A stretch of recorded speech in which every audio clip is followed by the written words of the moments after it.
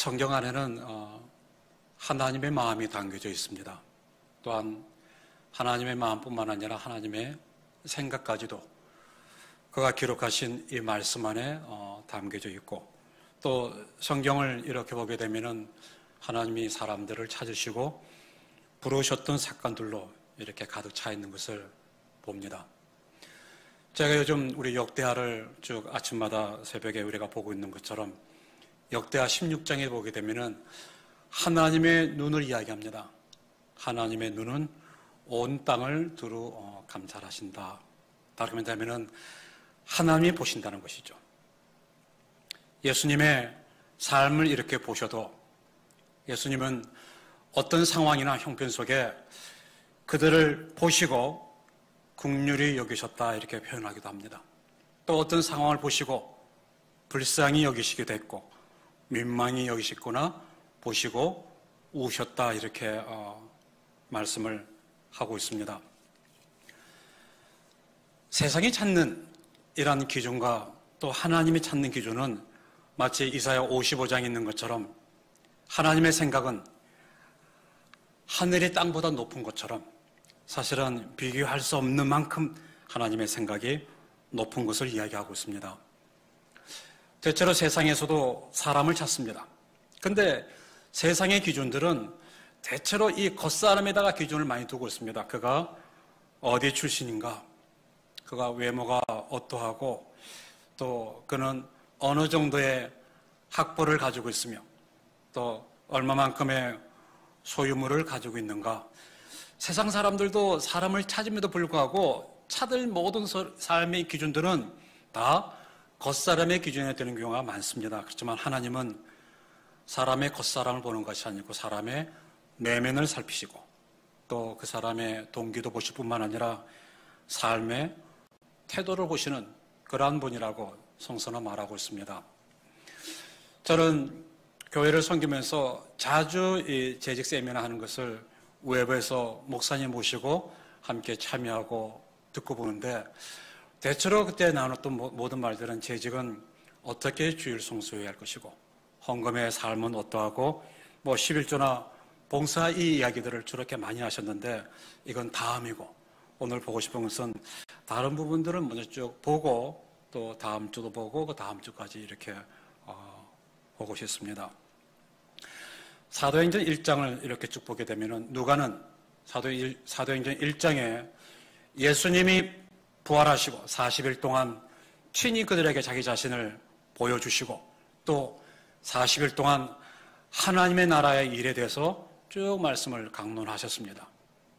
물론 부활하신 예수님께 저희들은 궁금한 게 많아서 많은 게 질문하셨지만 결국 예수님이 승천하기 전에 말씀하셨던 그 내용은 아버지의 약속하신 것, 그 성령을 기다리시오.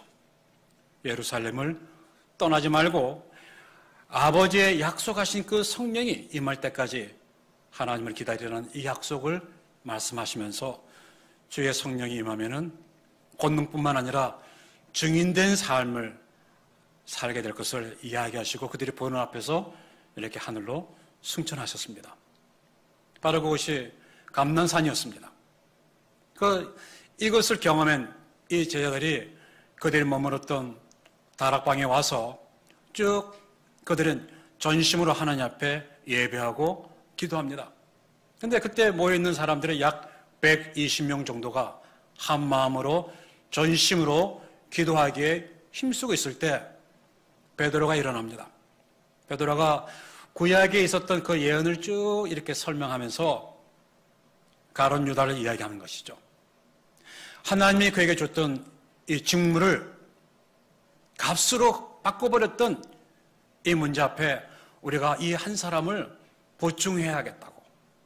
그러면서 그 빠져있는 그 한 사람의 이 사도, 이 사람을 선별하는 이 기준이 세상에서 말하고 있는 이 겉사람의 기준이 아니었고 뭐라고 표현하고 있냐면은 나이와 상관없이 그의 배경과 상관없이 조건 하나가 있다면은 세례 요한의 세례부터 예수님이 함께 있었던 그 일에 함께 보고 함께 동행했던 그 사람 중에 우리가 추천을 해서 그 사람을 빠져있는 이 한 사람의 우리 사도로 들어오게 해서 그들이 섬기게 하고 또 사도로서 또 예수 그리스도의 부활을 증언하는 증인의 삶을 직무로 행하도록 이렇게 이야기합니다. 그래서 두 사람이 뽑히죠. 그중에 한 사람 마떼라는 사람이 가룟 유다 대신해서 한 사람이 보강되는 것이 사도행전 1장에 있는 부분입니다.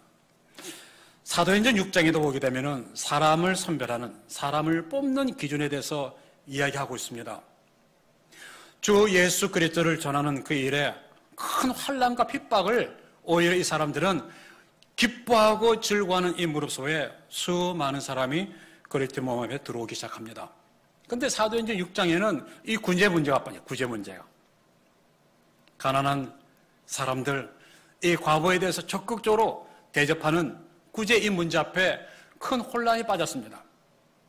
그 나중에 결국 이 사도들이 제자를 불러놓고 우리가 있어야 할 이 직무의 자리를 놓고 이런 사람들에 대한 이 구제하는 이 일에 빠지는 일들은 옳지 않다고. 그래서 이 일을 대신할 수 있는 7사람을 우리가 세워놓고 이 일을 맡기고 우리는 기도하고 말씀 전하는 그 일에 우리가 전무해야겠다. 그러면서 7명을 뽑는 그 기준이 있었습니다. 그것도 세상에서 말하고 있는 기준이 아니었고요. 하나님이 이 사람을 뽑는 이 기준은 사실은 내면에 있는 문제였습니다.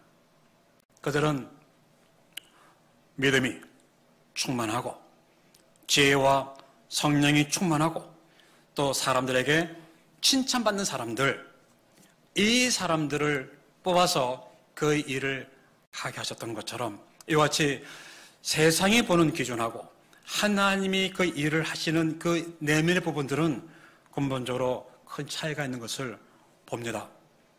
요한복음 4장에도 찾으시는 하나님, 마지막 때 같이 하시는 그 사람을 찾으시는 그 하나님은 있는 곳 안에서 신령과 진정으로 예배드리는 그 사람을 내가 찾으시겠다고 그렇게 말씀을 하고 있습니다.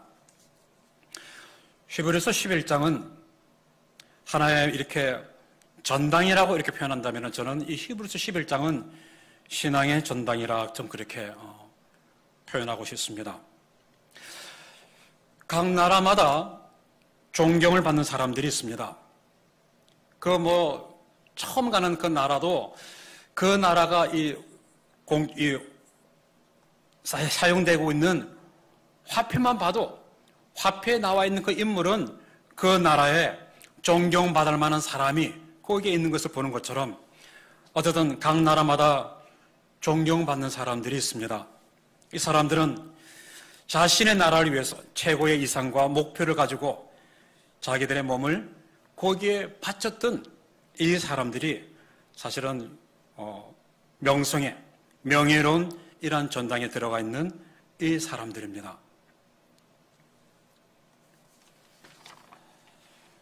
오늘 히브리서 11장에도 신앙의 전당이라고 말하고 있는 부분 앞에 창세기부터 초대교회 때 있었던 사람들의 삶을 영구히 거기다가 보존하고 있는 것을 봅니다.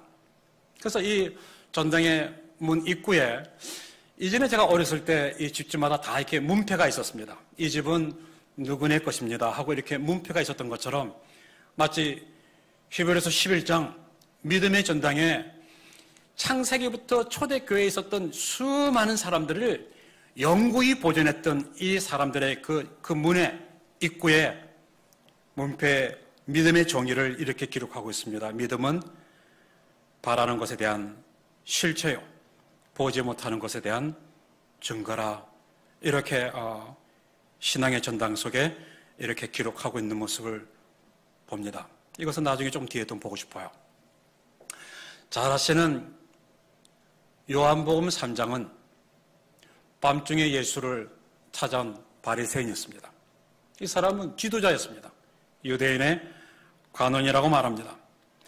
아시는 것처럼 이 바리새인들이 가지고 있는 이 종교적인 행위는 그 누구도 흉내내지 못하는 그들이 하나님 앞에 금식하는 것이나 11조하는 것들이나 기도 생활하는 것은 철두철미하게 했던 사람들이 바리새인이었습니다. 밤에 니고데모가 찾아와서 예수님께 나누는 이 대화 속에 선생님은 주님으로부터 온 사람인 줄 압니다.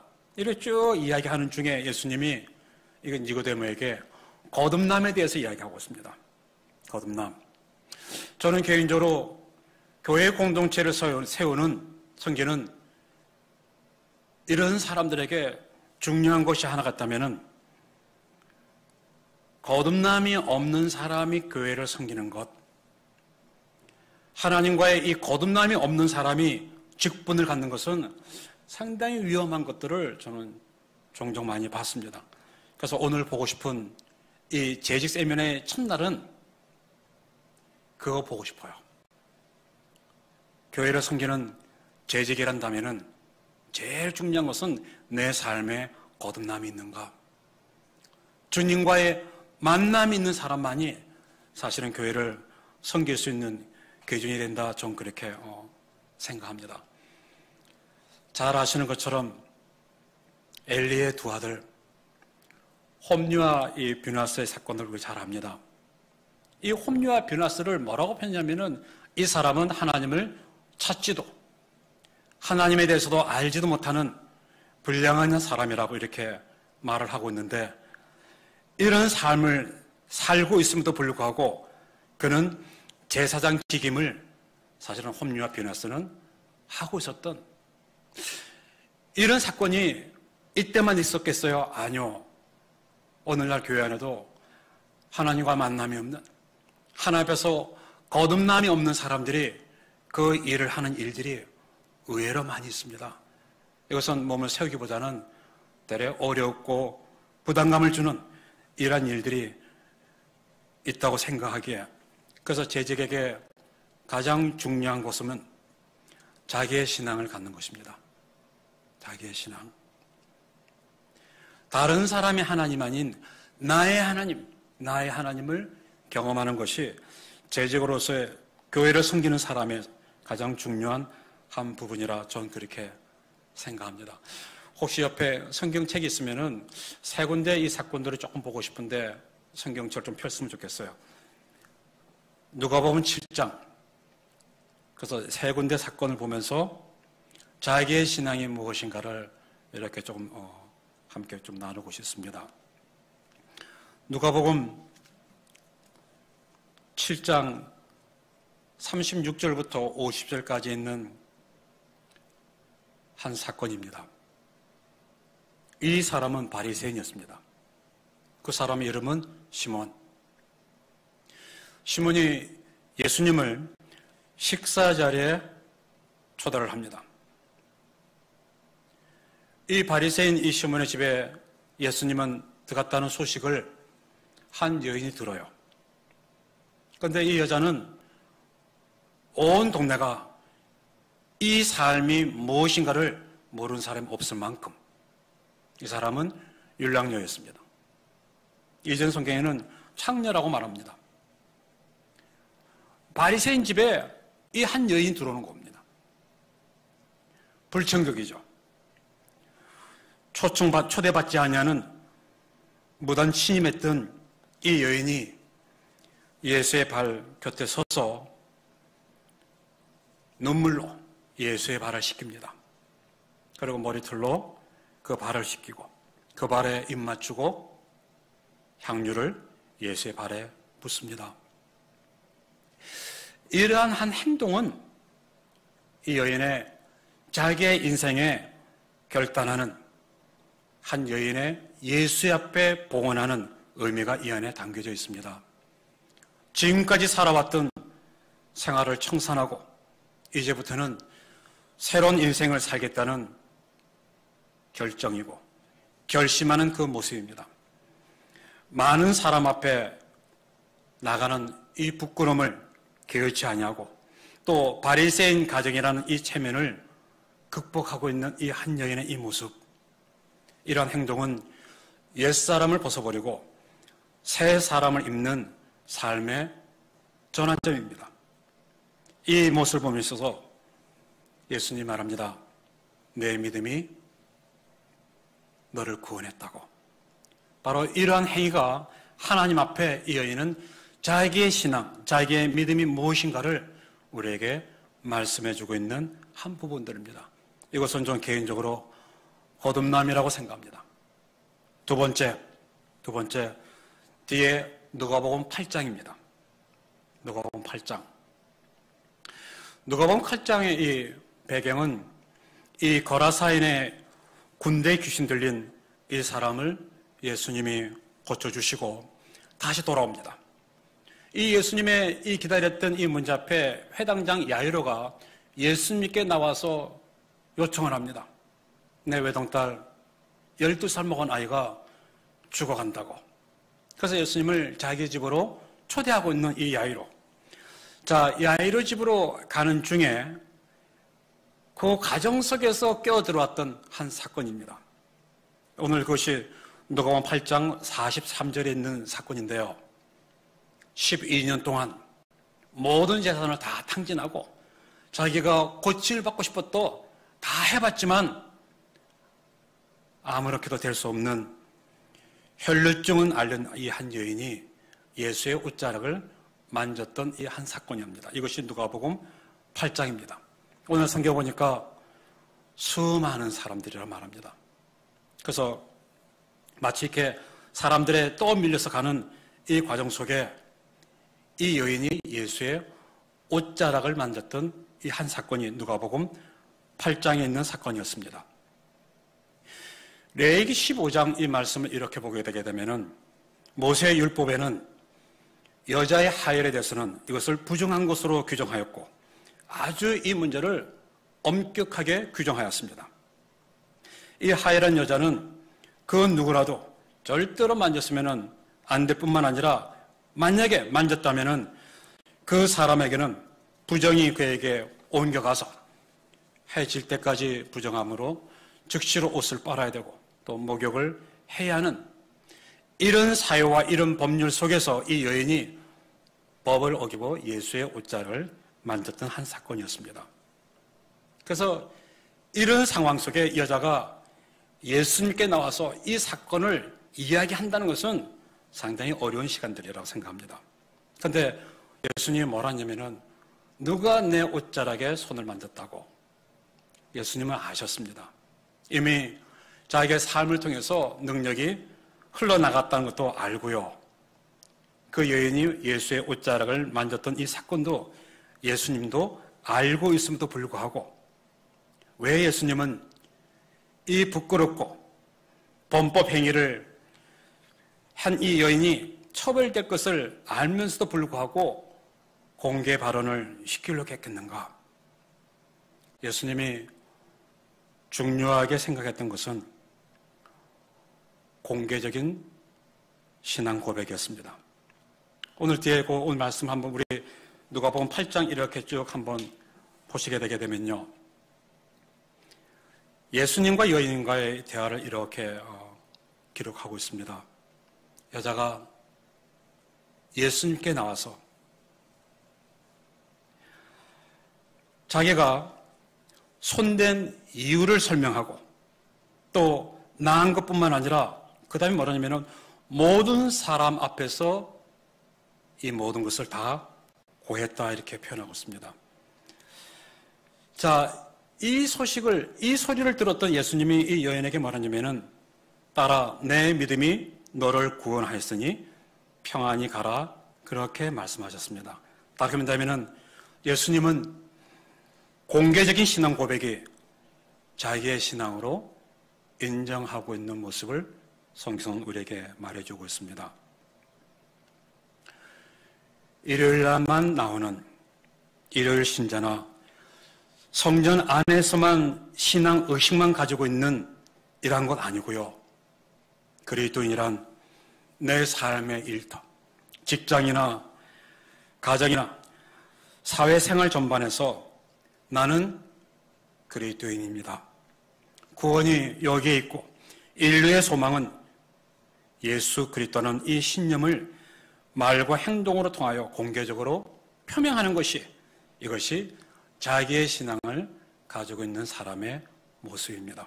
그래서 오늘 예수님은 이미 자기의 몸을 통해서 능력이 나갔고 이 여인의 12년 동안 이 하혈이 멈췄다는 것을 알았음에도 불구하고 하나님은 이 여자에게 이걸 말하고 싶었습니다. 모든 사람 앞에 공개적인 이러한 신앙의 고백이 자기의 신앙인 것이죠. 제가 언제 한번 이야기한 적이 한 번 있었어요. 제가 오랫동안 교제했던 한 부부가 먼 길을 차를 가지고 가족끼리 왔어요. 그래서 만나서 자기네 가정 속에 있었던 이야기를 쭉 이야기하면서 자기의 셋째 아들아이가 자폐아라고, 처음에는 몰랐는데 이렇게 성장하는 과정 속에 이상형에서 병원을 찾아서 물어봤더니 자폐아라고, 그러면서 자기 고민을 이야기합니다.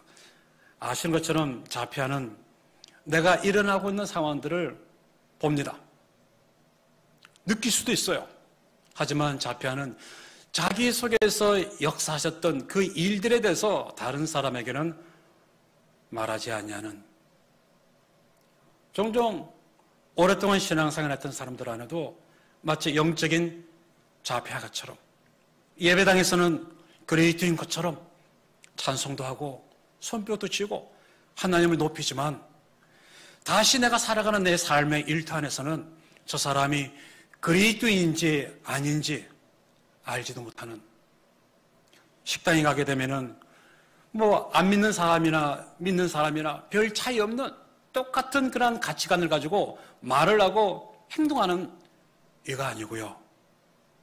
예배당에서의 내 신앙의 고백이 내가 살아가는 삶의 일터에서 만나게 되는 이 모든 사람들에서 나는 주 예수 그리스도를 믿는 그리스도인이라는 것을 말로 고백뿐만 아니라 이 말과 행동이 일치하는, 이것이 자기의 신앙을 갖고 있는 삶의 모습이라 저는 그렇게 믿습니다. 오늘 이 아이로 이 집으로 가는 과정 속에 끼어들어왔던 이 한 사건 앞에 그냥 예수님은 가셔도 되는 거예요. 그럼에도 불구하고 가는 길을 멈춰서서 누가 내 옷자락에 손을 댔느냐 물었던 것은 이 여인이 모든 보는 사람들 앞에서, 사회와 이 법은 그래 할지라도 내가 그런 사람이라고 공개적인 이렇게 말하는 것을 자기의 신앙으로 인정해 주는 것을 말하기 위해서 이 이야기를 한 것이죠. 제가 한번 그 전에 그렇게 이야기한 적도 있었습니다. 물론 이 구원의 문제도 있었지만 이 여인은 12년 동안 이 하혈의 문제가 예수의 옷자락을 만져서 고침을 받았지만 언제든지 병이라는 것은 재발할 수가 있습니다. 그러면은 이 여자가 다시 예수를 찾아가서 옷자락을 만져야 될까요? 아니요, 그렇지 않다고 생각합니다. 오늘 예수님이 이 여인에게 말했던 것은, 따라 옷자락에도 만지면은 나음을 받겠다는 그 믿음이 너를 낫게 한 것처럼 다음에 너의 삶 속에 일어나고 있는 질병과 고통이 있으면은 옷자락을 찾아라 오는 거 아니고 네 안에 그 믿음을, 네가 스스로 그 믿음을 행사하는 것이야. 그 믿음을 사용하는 것이 무엇인가를 이 여인에게 구원의 문제뿐만 아니라 이것을 다시 일러주는, 이전에 광야에서 불평하고 원망할 때 수많은 사람이 유업을 잃어버렸습니다. 유업을 잃어버렸어요. 불뱀에게 물렸던 것이죠. 그래서 이들이 용서를 구하고 모세에게 찾아와서 너는 한 앞에 나가서 이 일에 대해서 어떻게 할 것인지 주의 도우심을 구하라 했을 때 모세가 한 앞에 나가서 기도합니다. 하나님은 모세에게 말씀하셨죠. 모세, 노뱀을 다는 것이야. 그리고 누구든지 이 뱀에 물린 사람들은, 이 구리뱀을 바라보는 사람들은 고침을 받는, 사실은 이 광야에서 이 경험은 이스라엘 사람들에게 엄청난 문제였습니다. 사실은 노뱀의 능력이 있는 것이 아니었고요.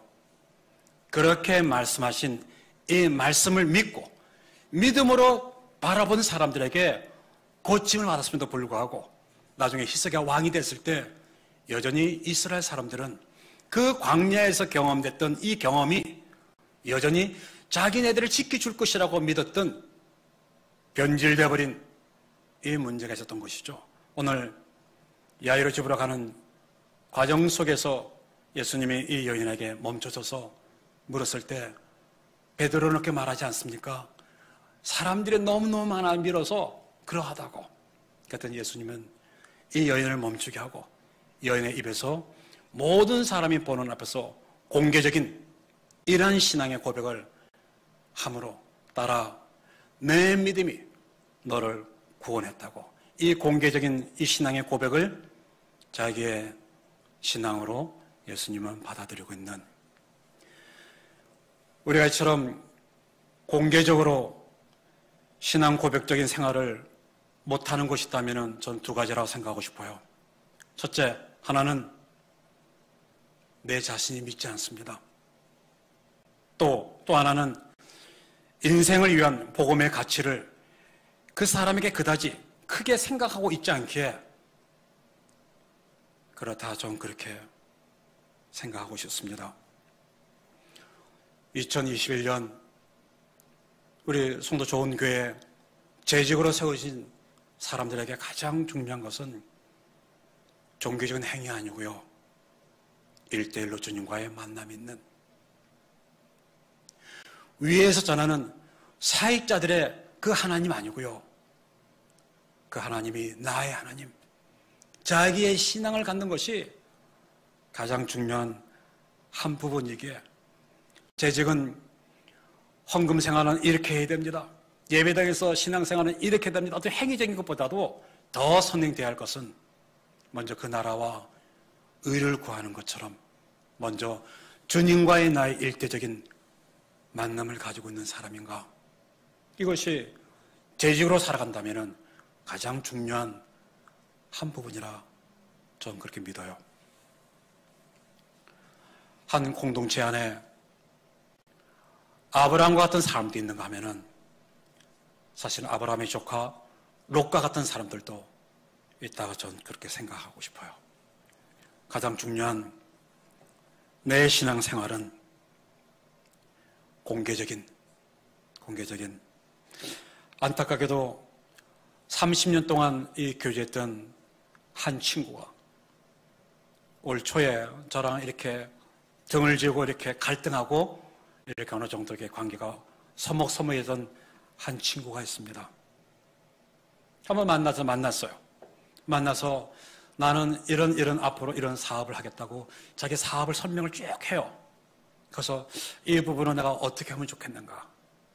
이렇게 설명하고 있는데 차를 시켰는데 다른 종류가 나왔습니다. 즉시로 그 일하고 있는 종업원에게 그리스도인이 아니에요. 마치 어떤 한 기업의 높은 위치에 있는 사람처럼 반말과 아주 무리하게 하는 이 말을 통해서 하면서 조금 전만 해도 자기의 이 일에 대해서 하나님의 방법이 무엇이고 내가 어떻게 할 것인지 저 둘이 있을 때는 마치 그리스도인처럼 이야기하다가 다른 사람과 이야기할 때 전혀 다른 가치관으로 말할 때 얼마나 내 마음이 어려웠던지. 저는 예배당의 이 얼굴이 사실은 내가 만나는 삶의 현장에서 일터에서 그 모습이 되어야 된다. 전 그렇게 믿고 싶어요. 한 번은 제가 한번 이야기했다 하더라도 한번 다시 한번 더 나누고 싶어요. 제가 어느 지도자교회 훈련을 받고 있을 때였습니다.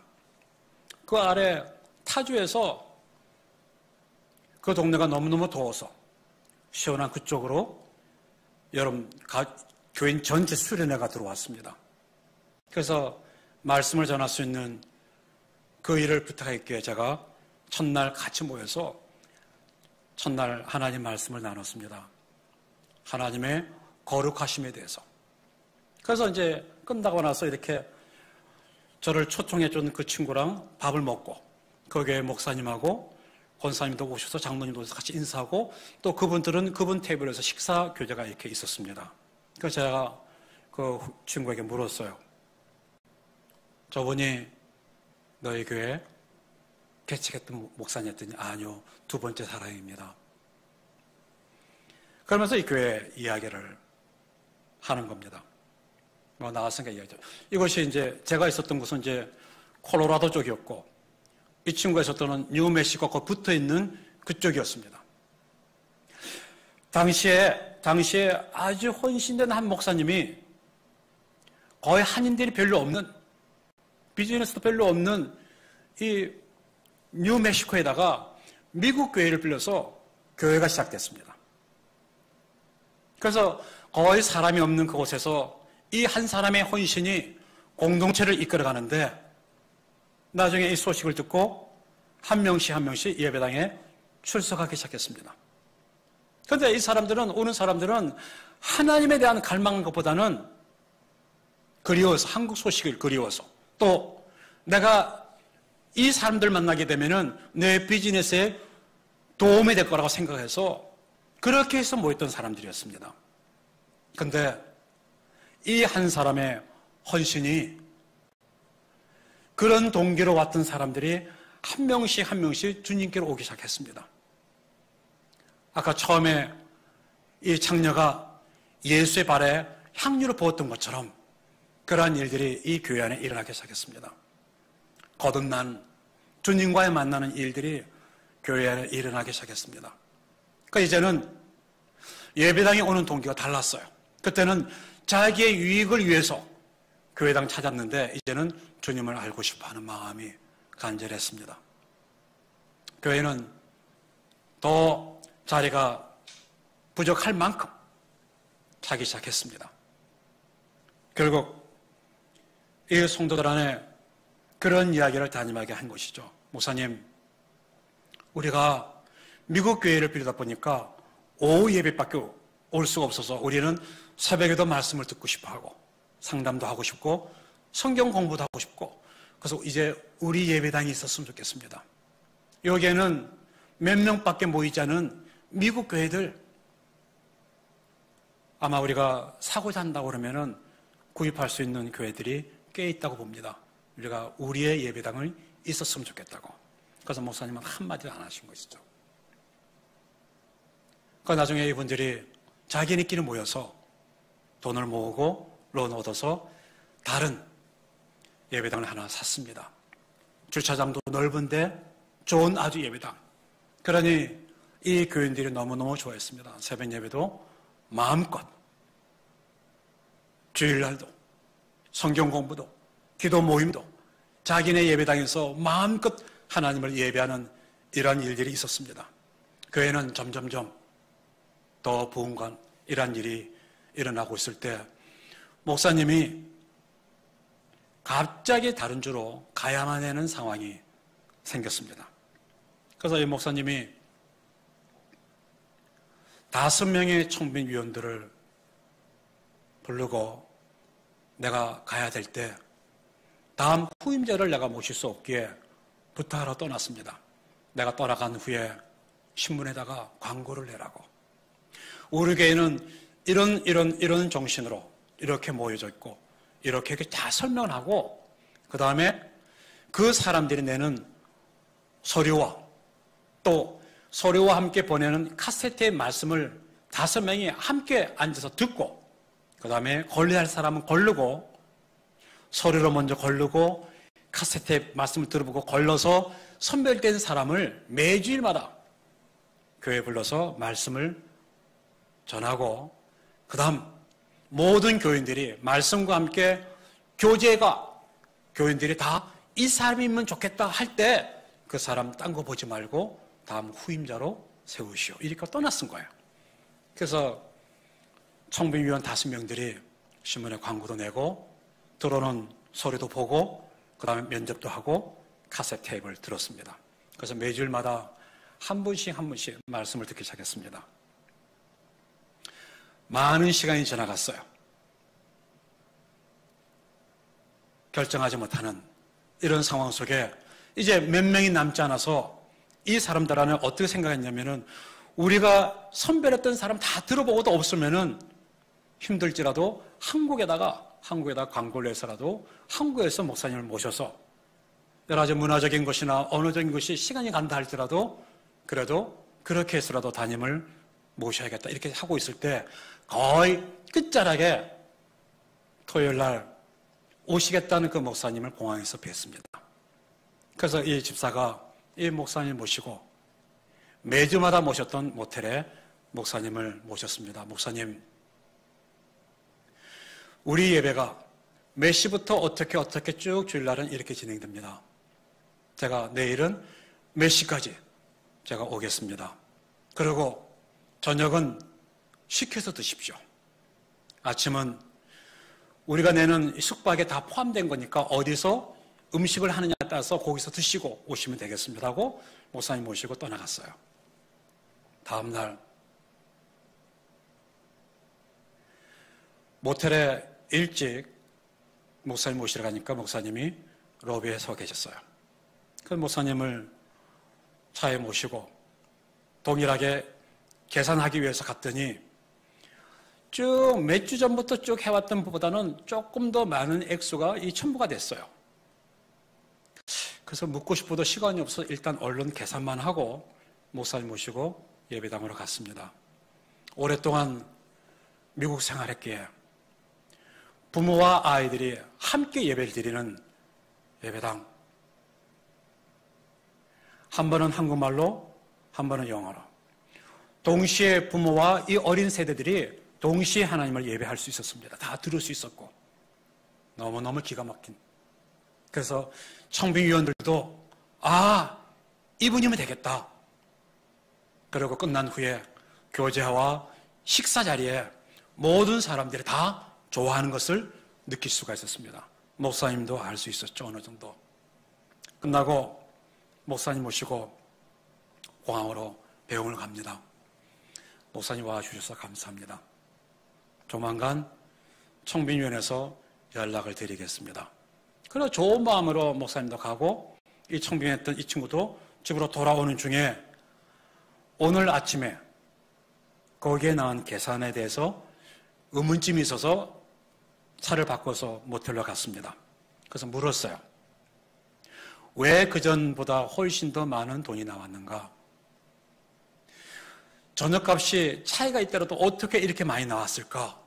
그래서 물었더니 거기서 나온 대답은 식사 문제가 아니었고요.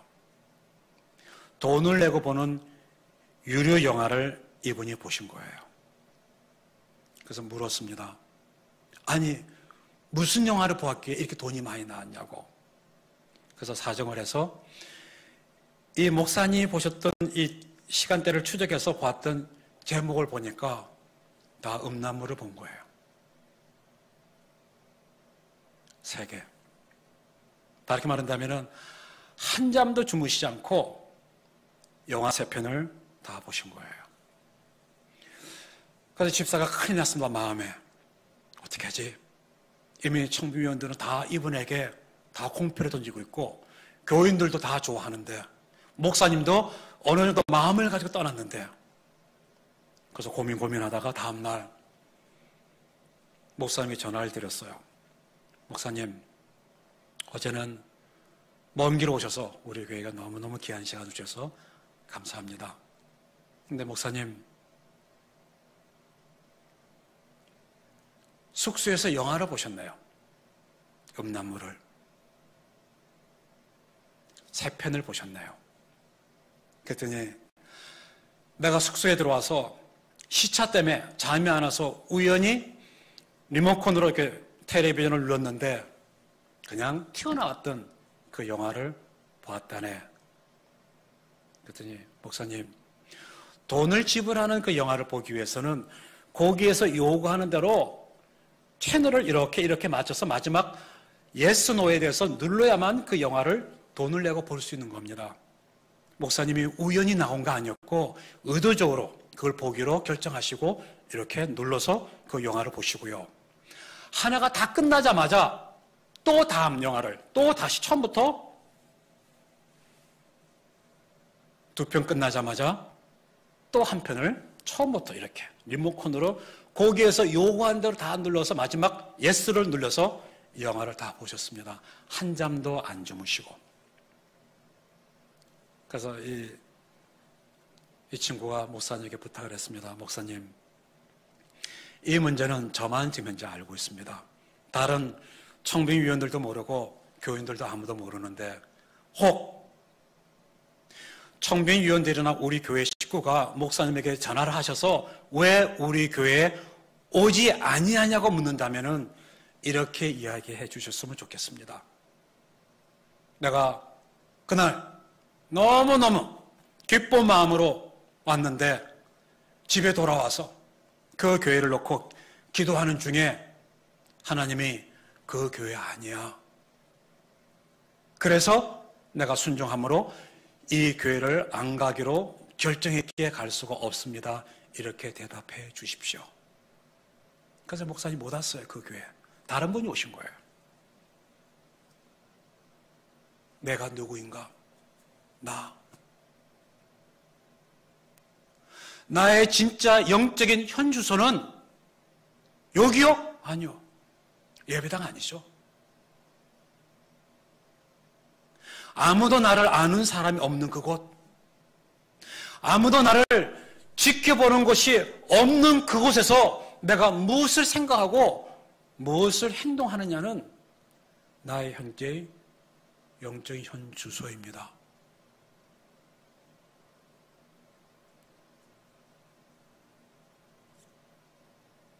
저는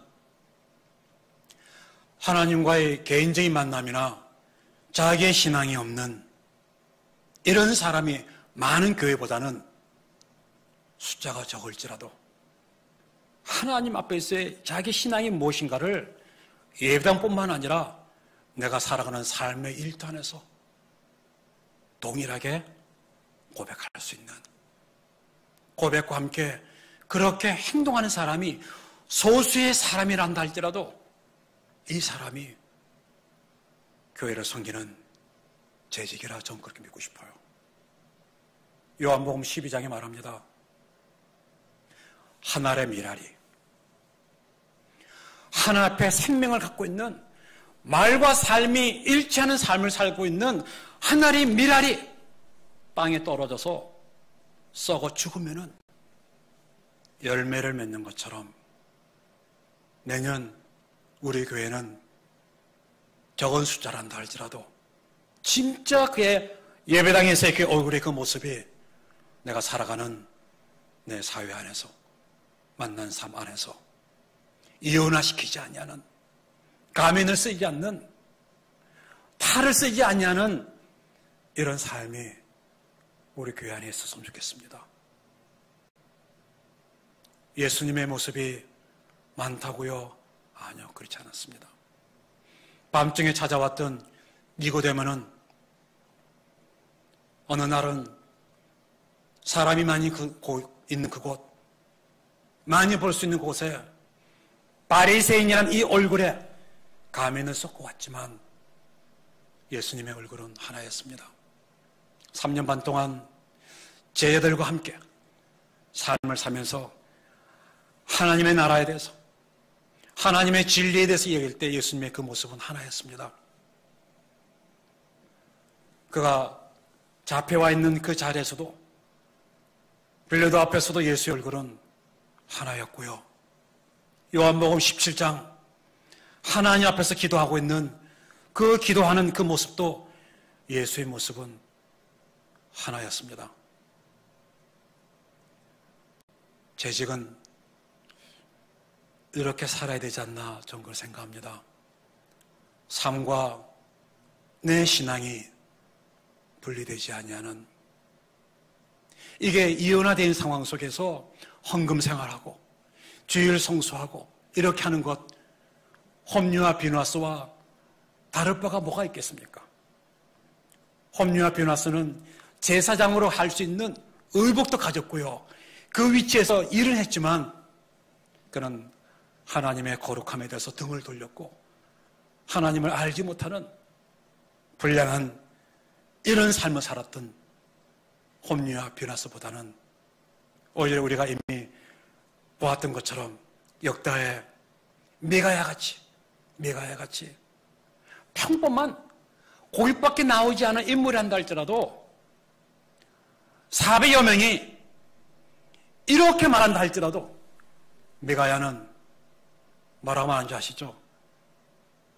아무리 같이 입을 맞추자 한다 할지라도 하나님이 나에게 말씀하신 것만 내가 말하겠습니다.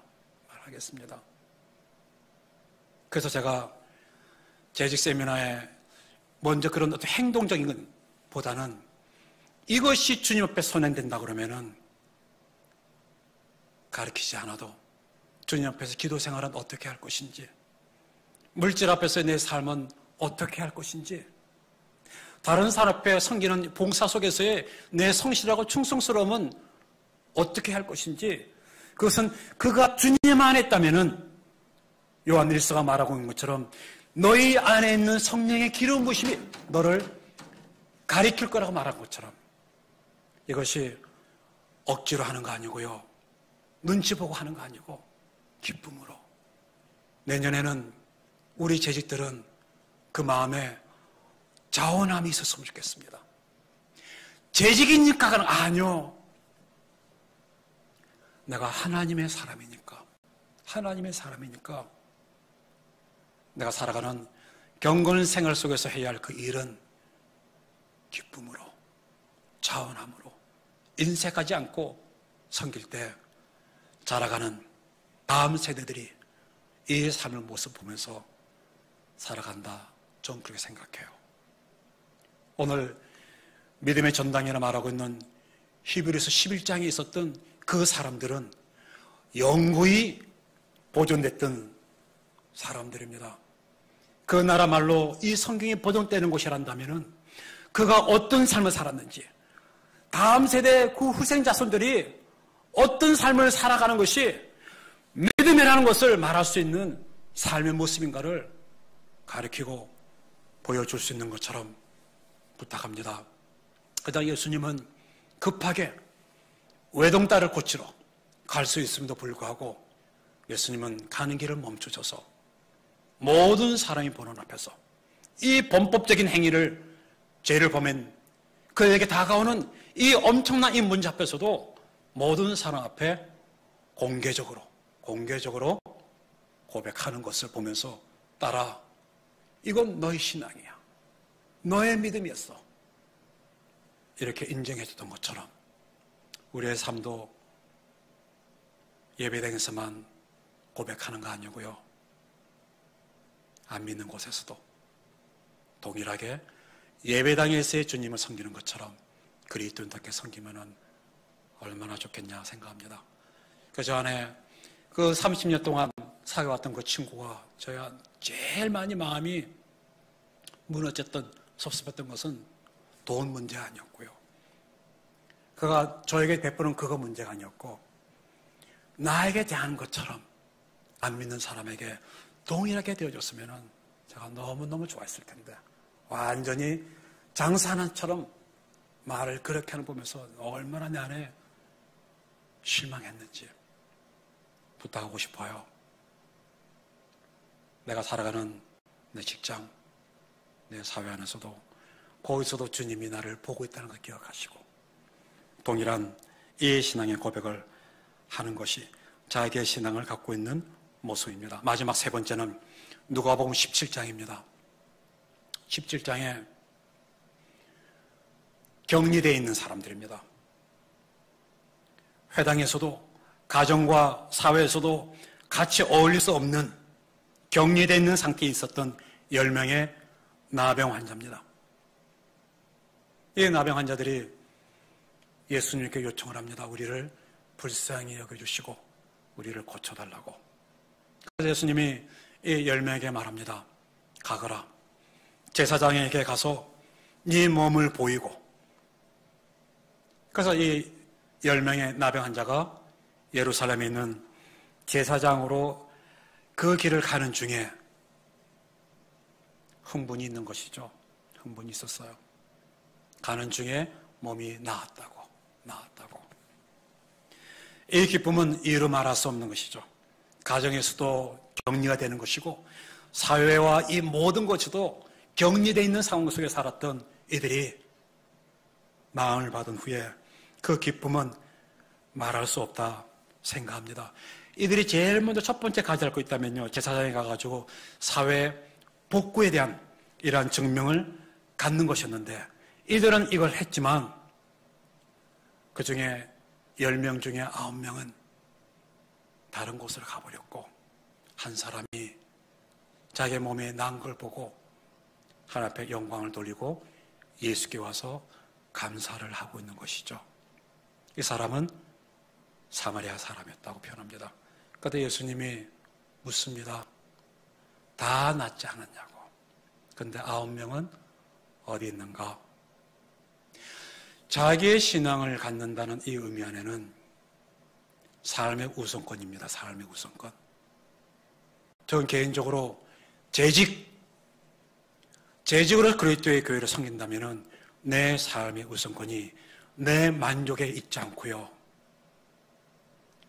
하나님의 영광 앞에 감사의 우선권이 주님께 있는 줄 알고 내 삶의 우선권이 주님께 두는 것이 자기의 신앙을 갖고 있는 삶의 모습이라, 그렇게 말을 하고 싶습니다. 자, 이제 말씀을 정리를 하고 싶습니다. 9명도 나았어요. 나음 받았습니다. 이 9명은 몸은 회복을 받았지만 이 돌아와서 하나님 앞에 영광과 감사를 돌리고 있는 이 사람은 육체뿐만 아니라 구원까지도 얻는 은혜가 있었던 것처럼, 재직은 자기의 신앙을 갖는 겁니다. 매일매일 나의 하나님을 경험하는 것이 재직이 가져야 할 가장 중요한 부분이라 말합니다. 그러면서 이제 11서 11장 돌아가고 싶어요. 이것이 먼저 선행이 있다고 그러면은 이 믿음의 전당이라 말하고 있는 그 집의 문패, 제 문패는 믿음은 이러합니다 하고 1절을 정리를 하면서 이렇게 살았던 삶의 전체를 하나님의 약속 앞에 의탁했던 사람들을 쭉 이야기하고 있는데 몇 가지 문제를 말하고 있습니다. 첫 번째는 아벨을 이야기하고 있습니다. 예배입니다. 예배를 통하여 하나님 앞에 영광을 돌렸던, 믿음에 대한 좋은 증거를 얻었던 것처럼 선행되어야 할 것은 먼저 하나님과의 개인적인 나의 하나님을 경험한다면 그 다음에 자인하는 것은 예배의 삶의 우선권이 주님께 있는 줄 알고 있는 것입니다. 그래서 히브리서 11장에는 아벨을 말하고 있고요. 두 번째 나오는 사람은 에녹입니다. 에녹. 그것은 하나님과 동행함을 이야기하고 있는 것이죠. 우리 교회는 큰 장점 중에 하나가 있다면요, 말씀 묵상이라고 보고 싶어요. 이건 다른 교회도 하는 교회도 많겠지만 저는 담임 목사님이 갖고 있는 그 비전 중에 제가 크게 좋아하고 있는 한 부분들은 이 말씀 묵상. 말씀 묵상은 하나님과 동행하는 것에 가장 중요한 한 부분입니다. 이번 우리가 21일 동안 어린교회 하고 있었던 부분 중에 몇 가지들은 제 안에 크게 그냥 임팩이 왔던, 충격적이 왔던 한 부분이 있었습니다. 그 중에 하나는 말씀 안에 관한 삶. 말씀과 동행하는 삶이 진짜 그리스도인의 삶이라고 말하고 있고, 또 한 사람의 씨앗이 썩어서 떨어졌던, 혹시 뉴코리아 교회 사모님, 저는 그 할머니의 그 신앙 저에게 너무너무 큰 충격이었습니다. 나도 우리 아이에게 남겨줄 유산이 하나가 있다면은 그거 아니야, 예수. 저는 어쨌든 다니엘 글 보면서 하나님과 동행하는 것은 내가 말씀 속에 거하는 것입니다. 요한복음 15장 7절에 있는 것처럼 너희가 내 안에 있고 내 말이 너희 안에 있으면은 구하시오. 내가 이 모든 것에 응답하겠다고, 시행하겠다고 하는 것처럼 오늘 노아는 하나님과 동행하는 삶이 무엇인가를 오늘 히브리서 11장에 말하고 있는 것처럼, 또 한 사람 또 나옵니다. 노아. 하나님을 경외하심으로 말씀하신 것을 경외하심으로 방주를 만들었다. 재직은 또 하나 있다면 하나님을 경외하는 삶을 사는 것입니다. 예배적인 삶을 사는 것이고요. 하나님과 동행하는 삶을 사는 것이고, 그 다음에 하나님을 경외하는 삶을 사는 것이고, 그 다음에 또 하나 나오는 사람은 아브라함. 그것은 하나님의 약속 앞에 순종하는 사람이고, 또 한 사람 모세. 고난의 문제입니다. 고난의 문제. 오늘 여기까지 하고 싶어요. 그래서 재직이 되기 위해서는 조건은 뭐 이렇게 해야 됩니다. 그건 다음이고, 제일 먼저는 그 나라와 의를 구하는 것. 그것은 그 하나님을 나의 하나님으로, 날마다 주님을 만나는 이러한 삶이 재직이 가져야 할 가장 중요한 부분이고, 그 다음에 문제가 하나님 앞에 예배적인 삶, 하나님을 경외하는 삶, 그 다음에 말씀 묵상하는 삶, 고난 속에 있는 삶, 순종하는 이러한 삶을 이렇게 쌓아가는 것이 재직이 가져야 할 아주 중요한 한 부분이라 말하고 싶습니다. 숙제 하나 드리고 싶어요. 혹시 이거는 반드시 그 답을 제 카톡에다 보내주셔야만 되는 것인데, 첫 번째 숙제입니다. 사도행전 6장에 사도들이 자기네들이 이 구제하는, 이 접대하는, 하스피탈리티하는 이 일에 있는 거 아니고 7명을 세워서 그들로 이 일을 하게 하고, 우리들은 기도와 말씀 전하는 이 일에 전무하겠다고 했을 때 7명을 세웠던 기준들이 있었습니다. 그거 저에게 이런 사람, 이런 사람, 이런 사람을 세우는, 7명을 세우는 기준들 저에게 보내주시고요. 그 다음 또 하나, 히브리서 11장은 저기 양재동 보게 되면은 예술의 전당, 이렇게 전당이 예술에 참모한 것처럼 히브리서 11장에는 신앙의 전당입니다. 거기에 집집마다 그 전에 문패가 있었던 것처럼 신앙의 이 정당에도 1절 문패가 적혀져 있습니다. 믿음은 이런 것이라고. 정의를 내리고 있는 그 문패 내용을 저에게 보내주셨으면 좋겠습니다. 두 가지입니다. 사도행전 6장에 나오는 7명을 세우는 하나님이 보시는 삶의 기준들, 또 히브리서 11장에 믿음의 전당에 시작되는 문패의 그 일들을 해주셨으면 좋겠습니다. 다 우리 1시간 된다. 우리 다음 주 수요일 날에는 아주 평범한 사람이지만 어떻게 이 사람이 그리스도의 교회를 강하게 세웠는지 이 부분들을 함께 나누도록 하겠습니다.